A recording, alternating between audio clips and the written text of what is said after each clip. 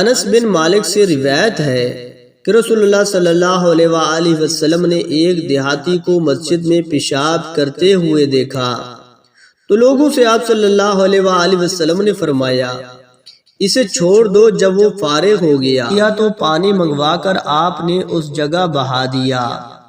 صحیح بخاری حدیث نمبر 219۔ ابو ہریرہ رضی اللہ تعالی عنہ نے فرمایا کہ ایک اعرابی کھڑا ہو کر مسجد میں پیشاب کرنے لگا تو لوگ اس پر جھپٹنے لگے۔ یہ دیکھ کر رسول اللہ صلی اللہ علیہ وآلہ وسلم نے لوگوں سے فرمایا کہ اسے چھوڑ دو اور اس کے پیشاب پر پانی کا بھرا ہوا ڈول یا کچھ کم بھرا ہوا ڈول بہا دو، کیونکہ تم نرمی کے لیے بھیجے گئے ہو، سختی کے لیے نہیں۔ صحیح بخاری حدیث نمبر 220۔